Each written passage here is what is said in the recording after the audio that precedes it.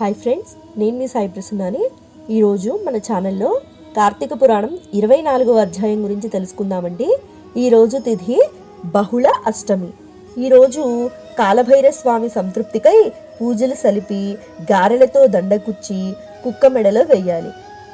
ఇలా వేయటం వల్ల ధనప్రాప్తి కలుగుతుంది. ఇది శ్రీ స్కాంద పురాణాంతర్గత కార్తీక మహత్యమందలి 24వ అధ్యాయ ప్రారంభ. ఓం కార్తీక దామోదరాయ నమః. శుక్లాంబరధరం విష్ణుం శశివర్ణం చతుర్భుజం ప్రసన్నవదనం ధ్యాయేత్ సర్వవిఘ్నోపశాంతయే. ద్వాదశి పారాయణం. ఓ అగస్య, కార్తీక వ్రతం మీద ఆసక్తి ఎవరికి ఉంటుందో వారికి కార్తీక మాసమందు వ్రతం ఆచరించని ఫలితం హరిబోధిని ద్వాదశి వల్ల కలుగుతుంది. సకల తీర్థ స్నానాల వల్ల ఎంత ఫలితం ఉంటుందో అంత ఫలితం ద్వాదశి వ్రతం వల్ల కలుగుతుంది. అన్ని రకాల యజ్ఞాలు చేయటం వల్ల ఎంత ఫలితం ఉంటుందో అంత ఫలితం హరిబోధిని ద్వాదశి వల్ల కలుగుతుంది. గోవిందుని మీద భక్తితో ఏకాదశి చేస్తే ఎంత ఫలితం కలుగుతుందో అంతకంటే ఎక్కువ ఫలితం విష్ణు వల్లభ అయిన ద్వాదశి వల్ల కలుగుతుంది. ద్వాదశి నాడు చేసిన పుణ్యం 1,000,000 మడుగులు ఎక్కువ. కొంచెం ద్వాదశి ఉన్నా దానికి విడువక పారాయణ చేయాలి. పారాయణ రోజున ద్వాదశి ఘడియలు వదలకూడదు. అగస్య మునీంద్ర, మునుపు మహాభక్తుడైన అంబరీషుడనే రాజు ద్వాదశి పారాయణ విడవకుండా చేసేవాడు. ఒకసారి అంబరీష మహారాజు ఏకాదశి చేసి మర్నాడు మిగులు ద్వాదశి పారాయణ చేస్తుండగా దుర్వాసుడు వచ్చి ఆతిథ్యాన్ని కోరాడు. అప్పుడు అంబరీషుడు, స్వామి, ద్వాదశి పారాయణ ఎక్కువ ఫలితాన్ని ఇస్తుంది కనుక త్వరగా రమ్మని ప్రార్థించాడు.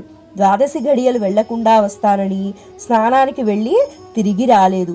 ఆ రోజు పారాయణోచిత్తమైన ద్వాదశి ఘడియలు తక్కువగా ఉన్నాయి. అతిథిని విడిచిపెట్టి ముందుగా పారాయణ చేయటం న్యాయం కాదు. బ్రాహ్మణుడు అగ్ని సదృశుడు కాబట్టి ముందు భోజనం చేసిన శాపం ఇస్తాడు. ద్వాదశిని విడిచిపెడితే హరిభక్తి విడిచినట్లవుతుంది. ఏకాదశి రోజు ఉపవాసం ఉండి ద్వాదశి నాడు పారాయణ చేసినట్లయితే ఆ వ్రతం సార్థకం అవుతుంది. పారాయణ కాలం విడిచిపెడితే పాపం వస్తుంది. వారి వాసరం పుణ్యప్రదం అవటం వల్ల దానిని వదిలిపెట్టరాదు. వదిలిపెడితే ప్రాయశ్చిత్తం లేదు అనుకుంటూ వేదవేత్తలైన బ్రాహ్మణులతో, ఓ ద్విజోత్తములారా, దుర్వాసులు వారింకా రాలేదు. ద్వాదశి ఘడియలు వెళ్ళిపోయేటట్లున్నాయి. బ్రాహ్మణుడి కంటే ముందు భుజించుట శ్రేయమో ద్వాదశి పారాయణ విడుచుట ధర్మమో నాకు తెలియటం లేదు. దీనికి తగిన ఉపాయం చెప్పమని అంబరీషుడు అడిగిను. ధర్మజ్ఞులైన బ్రాహ్మణుడు ఏది మేలో ఏది తప్పో బాగా ఆలోచించి, రాజా, ద్వాదశికిని భోక్తకులకు అతిథిని, బ్రాహ్మణునికి అన్ని భూతాలకు పరమేశ్వరుడు అగ్ని రూపంలో గూఢంగా ఉన్నాడు. ఆకలిగా ఉన్నవాడు ప్రాణవాయువు అనుగ్రహం వల్ల జఠరాగ్ని మండుతున్నప్పుడు 4 తెగలైన ఆహారములను భుజిస్తున్నాడు. అగ్ని ఉంటేనే ఆకలి పుడుతుంది. జఠరాగ్ని ప్రాణవాయువు వల్ల ప్రేరితమైనప్పుడే ఆకలి దప్పికలు ఏర్పడతాయి. అందుచేత ప్రాణహితమైన అగ్ని సకల దేవతల చేత పూజింపబడుచున్నది.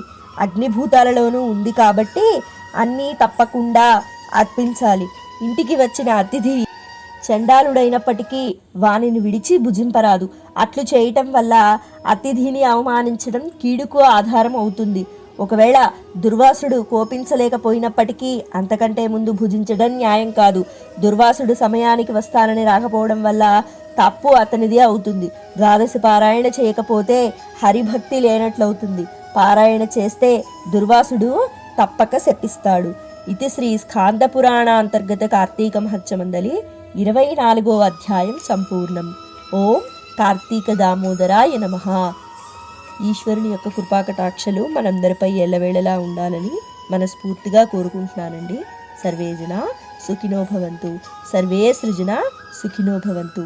సర్వం ఈశ్వరార్పణమస్తు. ధన్యవాదాలు.